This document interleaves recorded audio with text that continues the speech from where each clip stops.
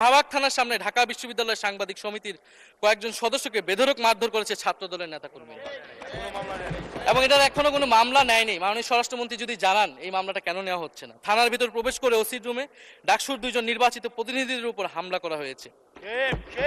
মাননীয় স্পিকার, ঢাকা বিশ্ববিদ্যালয়ের সাংবাদিক সমিতি, মাননীয় স্পিকার আপনি জানেন আপনি ঢাকা বিশ্ববিদ্যালয়ের ছাত্র মহসিন হলের, আমিও মহসিন হলের ছাত্র। মাননীয় স্পিকার, ঢাকা বিশ্ববিদ্যালয়ের সাংবাদিক সমিতির একটা বড় ভূমিকা আছে বাংলাদেশের গণতান্ত্রিক আন্দোলনগুলোতে, আমাদের বিশ্ববিদ্যালয়ের গণতান্ত্রিক আন্দোলনগুলোতে।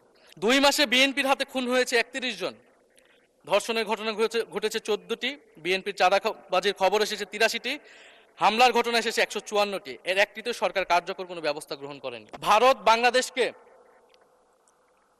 1971 সালের পর থেকে করদ রাজ্য পরিণত করার জন্য হেন চেষ্টা নেই যে করে নাই। মাননীয় স্পিকার, 6 আগস্ট বঙ্গভবনে আলোচনা শেষে ব্রিফিংয়ে মির্জা ফখরুল ইসলাম আলমগীর বলেন, ছাত্র জনতা বুকের রক্ত দিয়ে আমাদের নতুন এক সকাল উপহার দিয়েছে। বাংলাদেশ আজ দ্বিতীয়বার স্বাধীন হলো।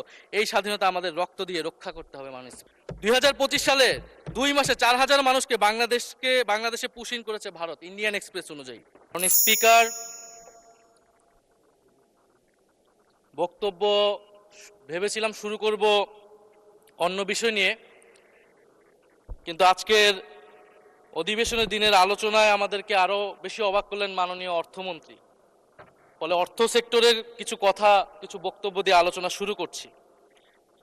আমরা যখনই ব্যাংকিং খাত বা অর্থ সেক্টরের আর্থিক খাতের কথা আসে, মাননীয় অর্থমন্ত্রী একটা বাক্যই বারবার বলেন যে বিএনপির সময়ে এরকম কোনো রেকর্ড নাই যে আর্থিক খাতে বিশৃঙ্খলা হয়েছে। উনি কিছুক্ষণ আগে অস্বীকার করলেন যে বাংলাদেশ ব্যাংকের গভর্নর একটা রাজনৈতিক নিয়োগ, তাদের দলের নির্বাচন কমিটির সদস্য, এবং তিনি এটা অস্বীকার করলেন। আমি মাননীয় স্পিকার টিআইবির একটা তথ্য আপনাদেরকে দিচ্ছি। বর্তমান সরকারি দলের যারা নির্বাচনের প্রার্থী হয়েছেন তাদের 59.41% ঋণগ্রস্ত, এবং যার বেশিরভাগ হচ্ছে সরকারি দলের। সংসদ সদস্যদের 11,000 কোটি টাকার বেশি ঋণ রয়েছে, যার অধিকাংশই সরকারি দলের। এদের অধিকাংশই ঋণ খেলাপি ছিলেন, নির্বাচনের আগে কিছু টাকা ঋণ দিয়ে পুনঃতফসিল করে নিয়েছেন। এবং বর্তমান যে বাংলাদেশ ব্যাংকের গভর্নর, তার স্পেশালিটিটা কি? তার স্পেশালিটি হচ্ছে এই ঋণ পুনঃতফসিল করা, এটাতে তিনি এক্সপার্ট। ফলে তাকে বাংলাদেশ ব্যাংকের গভর্নর কেন দেওয়া হয়েছে এটা খুব পরিষ্কার। মাননীয় স্পিকার, এই যে হাজার হাজার কোটি টাকার ঋণ, সেই ঋণগুলো যাতে ঋণ পুনঃতফসিল করতে পারে, সেই সুযোগ সুবিধাটা করে দেওয়ার জন্যই বাংলাদেশের ইতিহাসে প্রথমবারের মতো একজন ব্যবসায়ীকে বাংলাদেশ ব্যাংকের গভর্নর দেওয়া হয়েছে। ফলে জাতির সামনে এই জিনিসগুলো পরিষ্কার হয়েছে। এখন সামনের আর্থিক খাতে আরো নিয়োগ তারা কি বিবেচনায় দিবেন, এই জন্য আমরা তাদের উপর আর আস্থা রাখতে পারছি না। মাননীয় স্পিকার, রাষ্ট্রপতির উপর ধন্যবাদ জ্ঞাপন বক্তব্য। রাষ্ট্রপতির বক্তব্য আমি শুনিও নাই, পড়িও নাই, এবং সেই বক্তব্য দেওয়ার সুযোগ করে দেওয়াকে আমরা প্রত্যাখ্যান জানিয়েছিলাম। আমরা খুব স্পষ্টভাবে বলেছিলাম যে এই রাষ্ট্রপতি অপসারণ প্রয়োজন, তাকে গ্রেফতার করা প্রয়োজন। এই রাষ্ট্রপতির আর কোনো অধিকার নেই বঙ্গভবনে থাকার, এইখানে এসে বক্তব্য দেওয়ার। প্রেসিডেন্ট শাহাবুদ্দিন চুপ্পু, তার কিছু কুকীর্তির কথা মাননীয় স্পিকার হাউসের সামনে তুলে ধরছি। তিনি দুদকের কমিশনার ছিলেন, তাকে দুদকের কমিশনারের করা হয়েছিল 3টি অ্যাসাইনমেন্ট দিয়ে। 1 নম্বর হচ্ছে খালেদা জিয়া এবং তারেক রহমানের বিরুদ্ধে দুর্নীতির অভিযোগের শাস্তি নিশ্চিত করা। 2 নম্বর পদ্মা সেতুর দুর্নীতির অভিযোগ থেকে আওয়ামী লীগকে ক্লিন শিট দেওয়া। 3 নম্বর ফখরুদ্দিন মঈনুদ্দিন সরকারের সময় শেখ হাসিনা সহ আওয়ামী লীগ নেতাদের বিরুদ্ধে হওয়া দুর্নীতির মামলাগুলোকে বাতিল করে দেওয়া। এমন একজন ব্যক্তিকে বিএনপি সরকার রাষ্ট্রপতি হিসেবে এখনো মেনে নিচ্ছে। মাননীয় স্পিকার, আরেকটি ঘটনা বলি। 2009 সালে শেখ হাসিনার ক্যাঙ্গারু আদালতের নির্দেশে এই শাহাবুদ্দিন চুপ্পুর নেতৃত্বে 3 সদস্যের judicial inquiry commission on minority torture in 2001 করেছিল শেখ হাসিনার ক্যাঙ্গারু কোর্ট। এই প্রতিবেদন অনুসারে বিএনপির 26,000 বিএনপির নেতাকর্মীকে 2001 সালে ক্ষমতায় এসে কয়েক হাজার হিন্দুকে তারা হত্যা করেছে, এজন্য দায়ী করা হয়েছিল। মাননীয় স্পিকার, এবং আওয়ামী লীগ এই রিপোর্ট দেশে বিদেশে ফেরি করে তারা নিজেদের এখানে ক্ষমতায় থাকাটাকে পাকাপোক্ত করেছিল। মাননীয় স্পিকার, এই রাষ্ট্রপতি চুপ্পু এস আলমের হাতে ইসলামী ব্যাংকে তুলে দেওয়ার কারিগর 2 কোটি আমানতকারীকে পথে বসিয়েছিল এবং জুলাই গণহত্যার সময় তার ভূমিকা, ফ্যাসিবাদের সাথে তার সংশ্লিষ্টতা সবকিছু আমরা জানি। আমাদের দুর্ভাগ্য, এই দুর্নীতিবাজ, অপদার্থ, মিথ্যুক, গণহত্যার দোসর এখনো বাংলাদেশের রাষ্ট্রপতি। একটা আলোচনা কয়েকবার এসেছে যে রাষ্ট্রপতির অধীনে কেন শপথ নিয়েছি আমরা বলতে এখানে ব্যক্তিগতভাবে আমার কথাই বলেছে, কারণ আমি এখানে শপথ নিয়েছিলাম। তো মাননীয় স্পিকার, সেই সময়ের প্রেক্ষাপট আর এখনকার প্রেক্ষাপট কি এক? জুলাই গণ অভ্যুত্থানের পরে 5ই আগস্টের পরে আমাদের সামনে 2টা অপশন ছিল। আমরা বলেছিলাম জাতীয় সরকার করতে হবে, সেই জাতীয় সরকারের প্রস্তাব বিএনপি নাকচ করে দিয়েছে। আমাদের সামনে আরেকটা অপশন ছিল ক্ষমতা আর্মির হাতে তুলে দেওয়া। যদি আমরা সেই দিকে আগাতাম আজকে তারা এখানে বসতে পারতেন কিনা মাননীয় স্পিকার সেটা সন্দেহ আছে। দেশের স্বার্থে, দেশের স্থিতিশীলার স্বার্থে আমরা সেই সময় সরকারে গিয়েছিলাম, আমরা শপথ নিয়েছিলাম। কিন্তু বৈষম্যবিরোধী ছাত্র আন্দোলন খুব স্পষ্টভাবে 2024 সালে কিন্তু এই রাষ্ট্রপতির অপসারণ চেয়েছিল। সেই সময় সাংবিধানিক ধারাবাহিকতার কথা বলে রাষ্ট্রপতির পক্ষে অবস্থান নিয়েছিল বিএনপির মহাসচিব মির্জা ফখরুল আলমগীর সাহেব, তিনি নিজেই কথা বলেছিলেন। ফলে এখন তো একটা নির্বাচিত সরকার মাননীয় স্পিকার, এখন তো চাইলেই বিএনপি রাষ্ট্রপতি পরিবর্তন করতে পারে সরকার, এবং আমরা বিশ্বাস করি বিএনপিতে সেই ধরনের যোগ্য আস্থাভাজন ব্যক্তি নিশ্চয়ই রয়েছে। এবং সরকার দলের সদস্যরা অনেকে গৌরবের সাথে বলেছেন যে যেই রাষ্ট্রপতি জিয়াউর রহমানের বিরোধিতা করেছেন সেই রাষ্ট্রপতি এখন জিয়াউর রহমানের প্রশংসা করছে। মাননীয় স্পিকার, গাধাকে দিয়ে আপনি হাল চাষ করিয়ে এটার মধ্যে কোনো বাহাদুরি নাই। এটা আপনাদের দেউলিয়ত্ব, সরকারের দেউলিয়াত্ব যে সরকার এখনো রাষ্ট্রপতি পরিবর্তন করতে পারছে না। মাননীয় স্পিকার, এই অধিবেশনের পুরোটা সময় যদি আমরা সংস্কার, গণভোট, জুলাই সনদ, 72-এর সংবিধান নিয়ে অনেক কথা বলেছি, এবং একটা বিষয় আমার কাছে খুবই অদ্ভুত লেগেছে, কিছু মাননীয় সংসদ সদস্য তারা 72-এর সংবিধানকে 71-এর সাথে মিলিয়েছে। মাননীয় স্পিকার, আমার জানা নেই আসলে তারা কোন বিবেচনা থেকে এটি মিলিয়েছেন। এটা তো সবসময় আওয়ামী লীগ মিলিয়েছে মাননীয় স্পিকার। তারা 72-এর সংবিধানকে 71-এর ফসল হিসেবে, 71-এর চেতনার সাথে মিলিয়েছে। 72-এর মূলনীতিকে 71-এর মূলনীতি বলে 71-এর আদর্শ হিসেবে প্রচার করেছেন। আমরা তো সেটার বিরোধিতা করেছি মাননীয় স্পিকার সবসময়, এবং বিএনপির বহু নেতা এটার বিরোধিতা করেছে মাননীয় স্পিকার। 72-এর সংবিধানের ক্রিটিসিজম, সমালোচনা 72 সাল থেকেই বাংলাদেশে শুরু হয়েছিল। গত 16 বছর এই সমালোচনা তৈরি হয়েছিল। 72-এর সংবিধানের সমালোচনা মোটা দাগে 3টি। প্রথমত, এই সংবিধান স্বাধীন বাংলাদেশের নির্বাচিত প্রতিনিধিরা প্রণয়ন করে নাই। আমি সরকারি দলের মাননীয় সংসদ সদস্য ব্যারিস্টার নওশাদ জমির সাহেবের সাথে, ওনার সাথে আমি সহমত পোষণ করে বলতে চাই, একটা স্বাধীন দেশের শাসনতন্ত্র রচনা করার অধিকার, সুযোগ সেই দেশের নির্বাচিত প্রতিনিধিদের হওয়া উচিত। 72-এর সংবিধান রচনা করেছিল যারা 70-এর নির্বাচনে আইয়ুব খানের এলএফের অধীনে যারা নির্বাচিত হয়েছিল পাকিস্তানের শাসনতন্ত্র রচনা করার জন্য মাননীয় স্পিকার। দ্বিতীয়ত, এই 72-এর সংবিধান ইনহেরেন্টলি এটা একটা আনডেমোক্রেটিক কনস্টিটিউশন। একজন ব্যক্তির হাতে সকল ক্ষমতা অর্পণ করা হয়েছিল মাননীয় স্পিকার। সেই সময়ের শেখ মুজিবকে সামনে রেখে এই সংবিধান তৈরি করা হয়েছিল। একজন ব্যক্তির হাতে সংসদের ক্ষমতা, নির্বাহী বিভাগের ক্ষমতা, এমনকি বিচার বিভাগের ক্ষমতাও নানা কায়দা করে তার হাতে তুলে দেওয়া হয়েছিল মাননীয় স্পিকার। ফলে স্বৈরতন্ত্রের বীজ কিন্তু সেই 72-এর সংবিধান থেকে বাংলাদেশে শুরু হয়েছিল। এবং সবচেয়ে ইম্পর্টেন্ট, এই সংবিধান হচ্ছে মুজিববাদী আদর্শ দ্বারা রচিত হয়েছিল মাননীয় স্পিকার। 71-এর আদর্শ কিন্তু 4 নীতি ছিল না মাননীয় স্পিকার। 71-এর আদর্শ ছিল সাম্য, মানবিক মর্যাদা, সামাজিক ন্যায় বিচার। 72-এর সংবিধান এসে বলা হলো জাতীয়তাবাদ, বাঙালি জাতীয়তাবাদ, ধর্মনিরপেক্ষত্ব, গণতন্ত্র এবং সমাজতন্ত্র, এবং এটার বিরুদ্ধে বিদ্রোহ করেছিলেন মেজর জিয়াউর রহমান। মাননীয় স্পিকার, আজকে বিএনপি তার ফান্ডামেন্টাল জায়গা থেকে সরে যাচ্ছে মাননীয় স্পিকার। শুধু জামাত ইসলাম 72-এর বিরোধিতা করেছে বলে কি বিএনপি এখন আওয়ামী লীগের পজিশনে চলে গিয়েছে? আমাদের জানা নেই মাননীয় স্পিকার। 72-এর সংবিধানের বিরোধিতা করেছেন বদরুদ্দিন উমর, 72-এর সংবিধানের বিরোধিতা করেছেন মাওলানা ভাসানী, 72-এর সংবিধানের বিরোধিতা করেছেন কমরেড মুজাফফর আহমেদ, 72-এর সংবিধানের বিরোধিতা শত শত মুক্তিযোদ্ধারা করেছেন মাননীয় স্পিকার। ফলে এই 72-এর সংবিধানকে বাতিল করার একটা সুযোগ আমাদের এসেছিল 1975 সালের সিপাহী জনতার বিপ্লবের মধ্য দিয়ে। জিয়াউর রহমানের এটা একটা ঐতিহাসিক ভুল বলবো মাননীয় স্পিকার, তার প্রতি সম্মান রেখে, যে আমরা সেই সময় সেই অপরচুনিটি মিস করেছি। আমরা একটা গণপরিষদ দিয়ে নতুন সংবিধান করতে পারি না, এবং এই অপরচুনিটি আমরা এই 2400 মিস করেছি এবং এখনো করতে যাচ্ছি মাননীয় স্পিকার।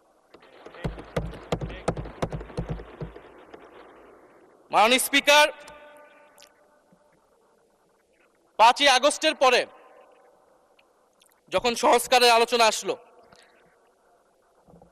বৈষম্যবিরোধী ছাত্র আন্দোলন তারা তাদের পক্ষ থেকে আমরা বলেছিলাম আমরা নতুন সংবিধান চাই বা সংবিধান পুনর্লিখন চাই। বিএনপি বলেছিল তারা নির্বাচনের মাধ্যমে ক্ষমতায় যেতে চায়। ফলে 5ই আগস্টের পর থেকে রাস্তা দুটি আলাদা হয়ে গেছিল মাননীয় স্পিকার। তখন আমরা একটা মধ্যপন্থায় আসলাম যে আমরা সংস্কারে আসি। সেই জায়গা থেকে সংস্কার কমিশন ঐক্যমত, সেখানে আলোচনা হলো। এখন সাংবিধানিক সংস্কার পরিষদ করার কথা গণভোটে বলা হলো, এখন বিএনপি সেই জায়গা থেকে সরে গিয়েছে। এখন বিএনপি যদি সেই জায়গা থেকে সরে যায়, আমাদেরকে পূর্বের জায়গায় ফেরত যেতে হবে মাননীয় স্পিকার। সংবিধান পুনর্লেখনের দাবি আমাদেরকেও জানাতে হবে, তারা যদি 72-এর পক্ষে এরকম অটল অবস্থানে থাকে। জুলাই সনদ নিয়ে অনেক কথা হয়েছে মাননীয় স্পিকার।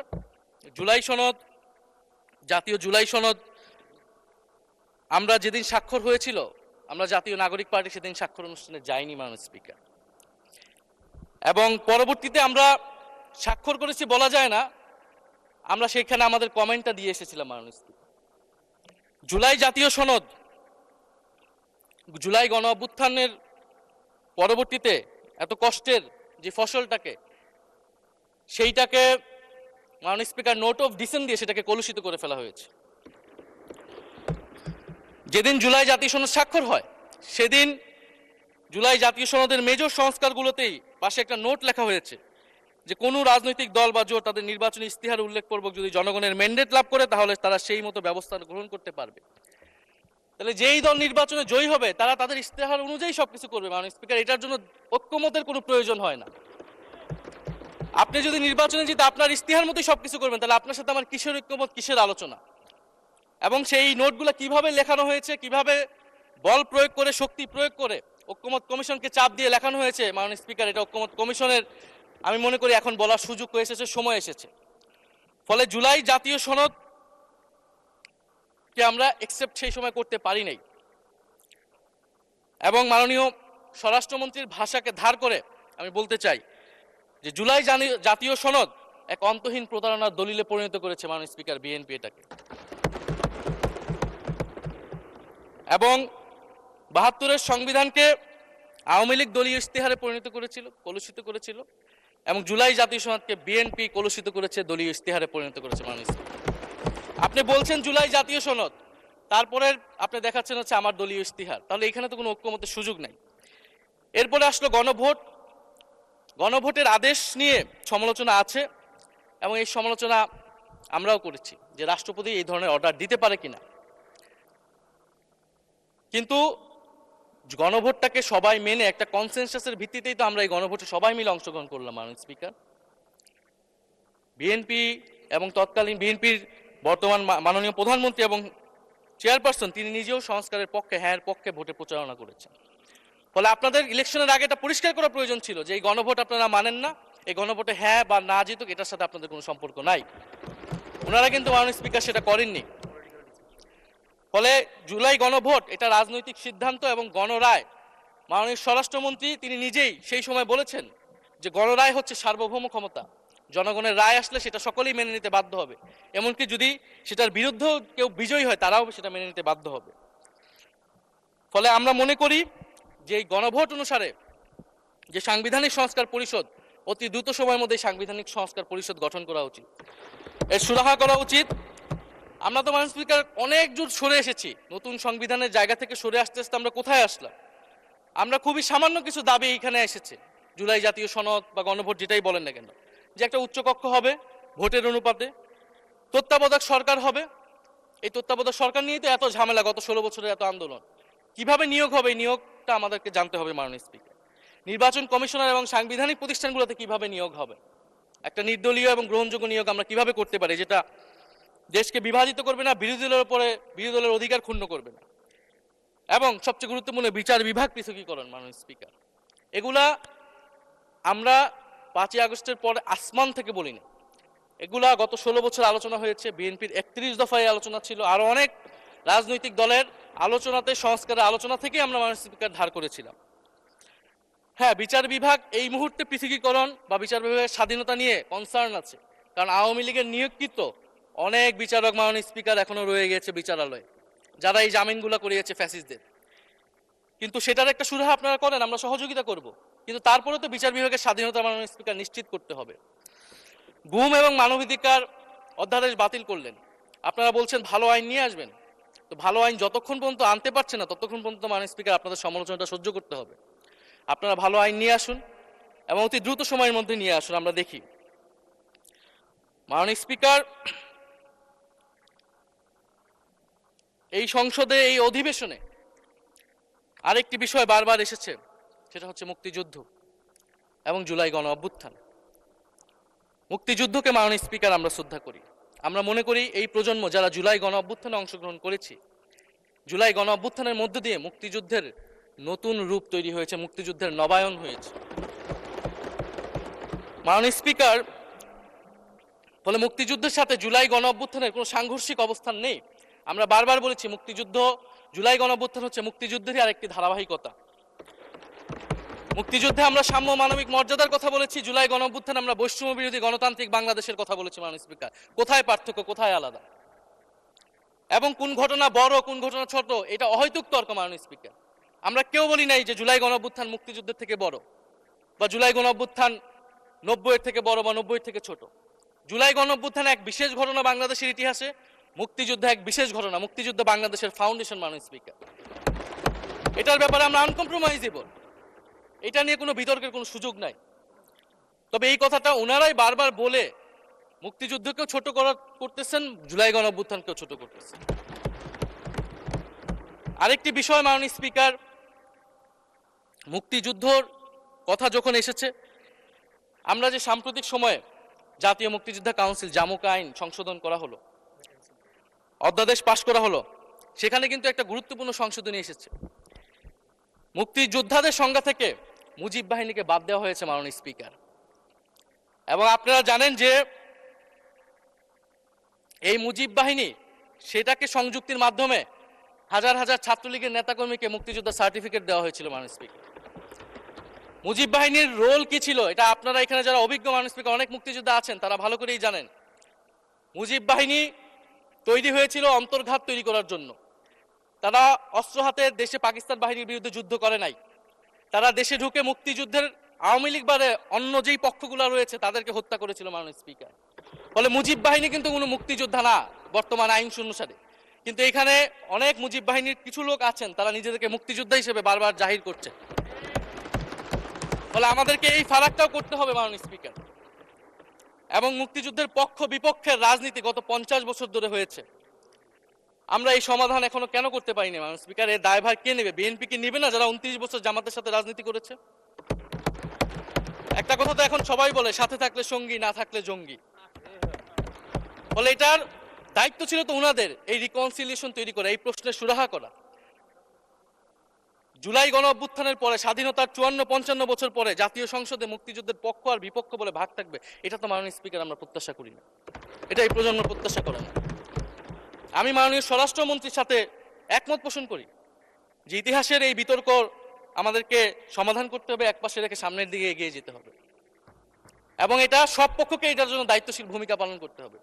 মুক্তিযুদ্ধ যেমন কোনো দেশের ষড়যন্ত্র না, আবার মুক্তিযুদ্ধের নাম করে এদেশে যে লুটপাট ফ্যাসিবাদ কায়েম হয়েছে সেটাও আমাদের ভুলা যাবে না। মাননীয় স্পিকার, মাননীয় স্পিকার, জুলাই গণ অভ্যুত্থান সকলের অংশগ্রহণে হয়েছিল, এটা আমরা বারবার বলেছি। তবে বিএনপির বিভিন্ন সদস্য তারা তাদের আলোচনায় বারবার বলার চেষ্টা করে যে আমরা ছিলাম না, আমরা তো এভাবে ছিলাম, এভাবে ছিলাম। এটা তো প্রমাণ করার প্রয়োজন নাই। মাননীয় স্পিকার, এটা কেন এত হীনমন্যতা আমাদের এটা বুঝে আসে না। বিএনপি তো অবশ্যই জুলাই গণ অভ্যুত্থানে ছিল, আমাদের সাথেই ছিল, এবং সেই সময়ের একটা উক্তি বিএনপির মহাসচিব মির্জা ফখরুল ইসলাম আলমগীর, উনি বলেছিলেন যে এই আন্দোলনের সাথে আমাদের সম্পর্ক নাই, এটা ছাত্রদের আন্দোলন। তার ওই বক্তব্য সঠিক ছিল। মাননীয় স্পিকার, তার ওনার ওই সময়ে কৌশলগত অবস্থান এটাই সঠিক ছিল, উনি ওই সময় এই বক্তব্যই প্রয়োজন ছিল, এটা তো আমাদের কোনো দ্বিমত নাই।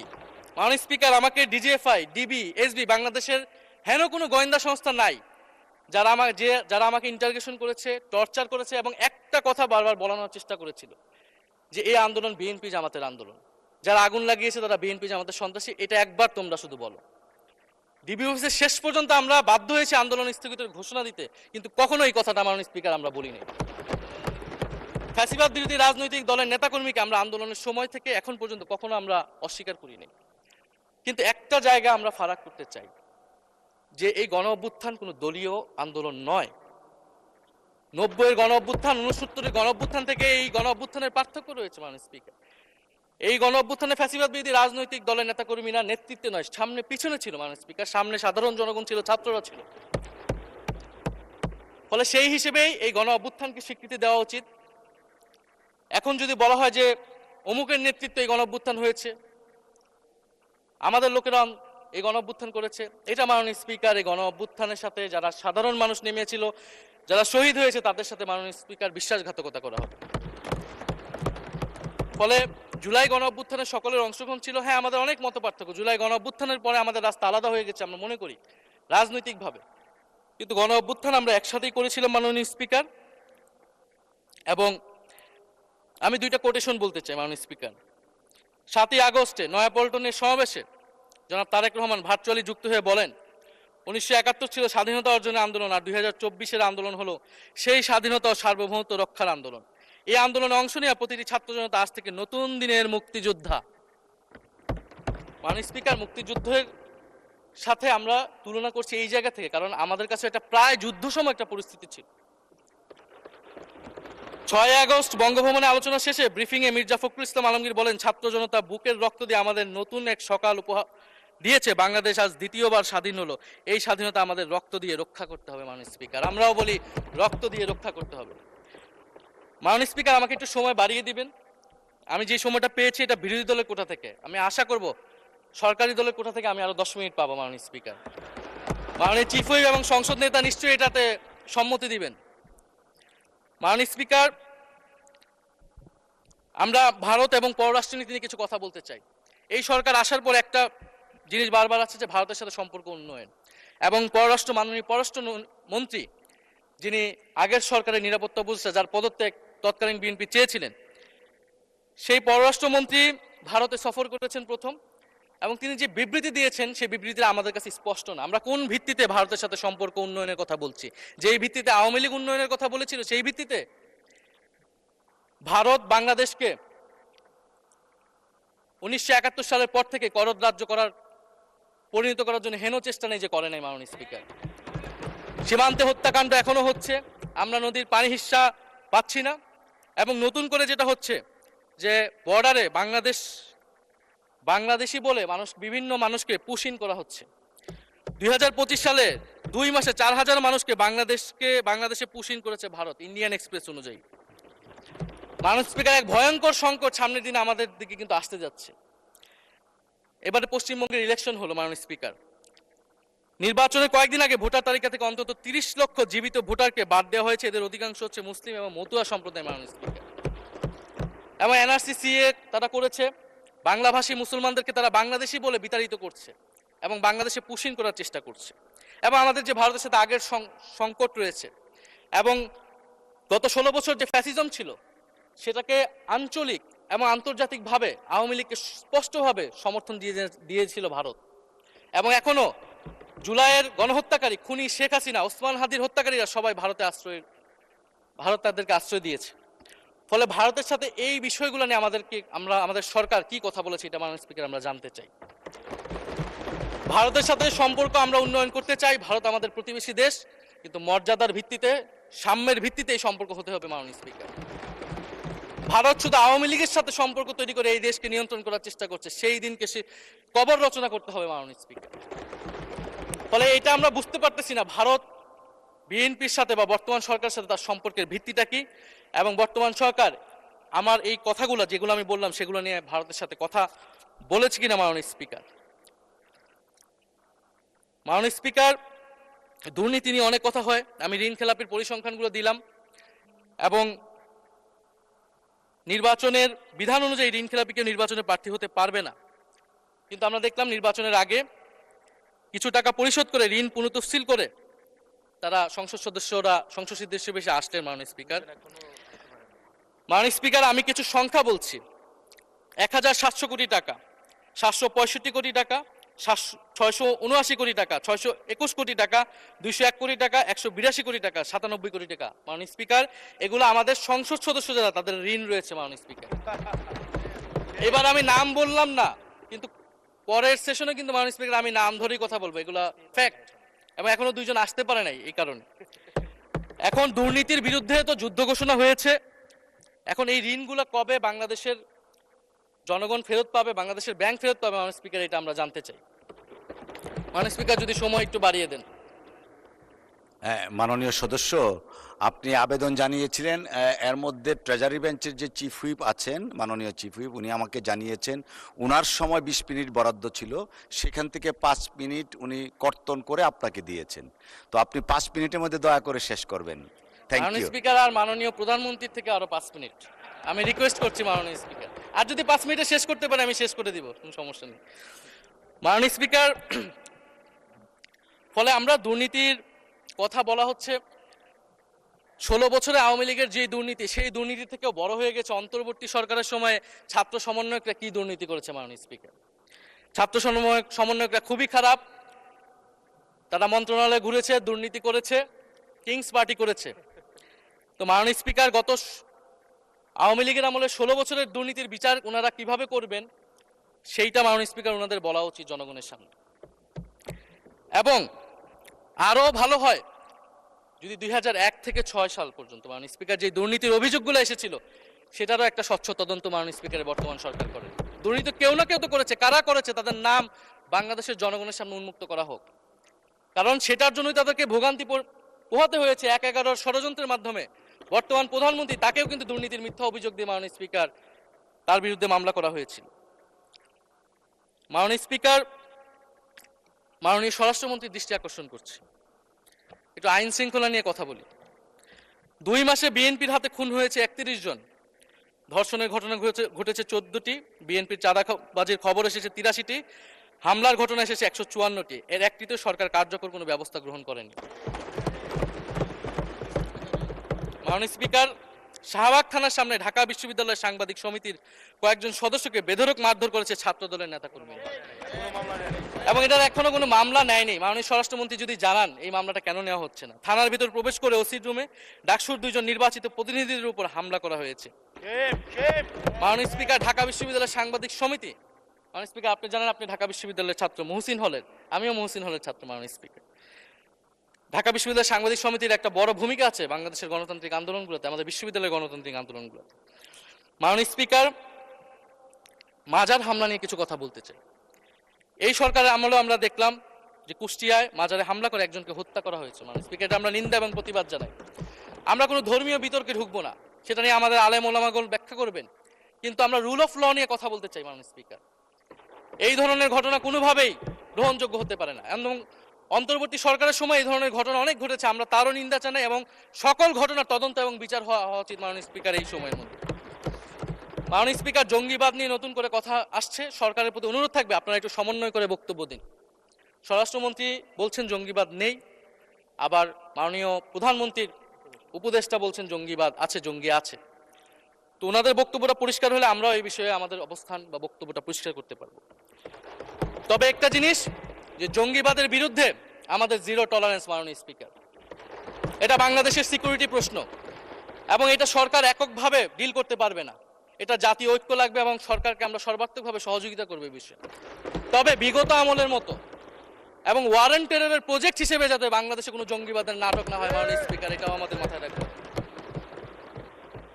মাননীয় স্পিকার, আমাদের দেশের প্রধান একটা জনগোষ্ঠী হচ্ছে কৃষক, আমরা সবাই কৃষক পরিবারের সন্তান। সরকার কৃষি কার্ড দিচ্ছে, এটা সরকারকে সাধুবাদ জানাই। তবে সরকার গত বছরের যে দামে কৃষক থেকে ধান এবং চাল কিনেছে, এই বছর ঠিক একই দামে কৃষক থেকে ধান কিনছে, এটার ফলে কৃষকদের কিন্তু মাননীয় স্পিকার লোকসান হচ্ছে। ডিজেলের দাম বৃদ্ধি হয়েছে, সেচ খরচ, সার, বীজ, শ্রমিক মজুরি সব মিলিয়ে মাননীয় স্পিকার বোরো মৌসুমে ধানের উৎপাদন খরচ উল্লেখযোগ্যভাবে বেড়েছে। তো একদিকে কৃষিকার্ড দিবেন, আরেকদিকে ধানের ন্যায্য মূল্য আপনারা কৃষককে দিবেন না, এটা মাননীয় স্পিকার কোনো সমাধান বলে আমরা মনে করি না। মাননীয় স্পিকার, আমরা জুলাই গণহত্যার বিচার নিয়ে মাননীয় আইনমন্ত্রীকে এখন পর্যন্ত কোনো ব্রিফিং মাননীয় সংসদে করতে শুনি নাই, হয়তো আমরা মিস হয়ে যেতে পারে। আমরা আশা করব উনি প্রতি অধিবেশনে সংসদে এবং সংসদের বাইরে আমাদের ট্রাইব্যুনালের চিফ প্রসিকিউটর আছেন, মাননীয় আইনমন্ত্রীর থেকেও আমরা জুলাই গণহত্যার বিচার প্রক্রিয়া কতটুকু আগাচ্ছে, কিভাবে আগাচ্ছে, এটা নিয়ে আমরা স্বচ্ছ বক্তব্য ওনাদের কাছ থেকে, সরকারের কাছ থেকে মাননীয় স্পিকার আশা করি। আমরা আশা করি মাননীয় স্পিকার যে জুলাই যারা শহীদ হয়েছিলেন, শহীদ পরিবারদের যে সকল সুযোগ সুবিধা দেওয়া হয়েছিল অন্তর্বর্তী সরকার থেকে, সেই সব কিছু অব্যাহত থাকবে এবং বর্তমান সরকার সেটা আরো বৃদ্ধি করবে মাননীয় স্পিকার, শহীদ পরিবার এবং আহত যোদ্ধাদের জন্য। মাননীয় স্পিকার, আর 2 মিনিট যদি বৃদ্ধি করতেন আমি শেষ করে দিব। 2 মিনিট। জি, 2 মিনিট বৃদ্ধি করা হলো। মাননীয় স্পিকার, আমরা এই জুলাই গণ অভ্যুত্থানে এই প্রজন্ম কর্মসংস্থানের বড় একটা দাবি নিয়ে কিন্তু মাননীয় স্পিকার চাকরির আন্দোলন থেকে আন্দোলনটা শুরু হয়েছিল। ফলে আমরা আশা করব এই সরকারের সময় কর্মসংস্থানের সুরাহা হবে এবং সেটার জন্য আর্থিক খাতে দুর্নীতি বন্ধ করতে হবে, বিনিয়োগ আনতে হবে এবং চাকরিতে স্বজনপ্রীতি, দুর্নীতি এগুলো একদম বন্ধ করতে হবে মাননীয় স্পিকার, সরকারি চাকরিতে বিশেষত। মাননীয় স্পিকার, একটা বিষয় যে সরকার এখন বলে দিচ্ছে যে বিরোধী দল কিভাবে কথা বলবে, কিভাবে বিরোধিতা করবে এবং বিরোধী দলের পতনও হয়ে যাবে, এরকম কথা মাননীয় স্পিকার সংসদে আমাদের শুনতে হচ্ছে। তো বিরোধী দল তো মাননীয় স্পিকার সরকারের প্রেসক্রিপশন অনুযায়ী বিরোধিতা করবে না, সরকারের শিখিয়ে দেওয়ার প্রয়োজন নাই কিভাবে কথা বলবে, কিভাবে বিরোধিতা করবে। বিরোধী দল বিরোধিতা করবে, সমালোচনা করবে, জনগণ এটা ঠিক করবে বিরোধী দলকে কতটুকু সমর্থন দিবে কি দিবে না। এবং বিরোধী দলের রাজনীতি মাননীয় স্পিকার বিএনপি করেছে, আমরা দেখেছি, তখন ছোট ছিলাম।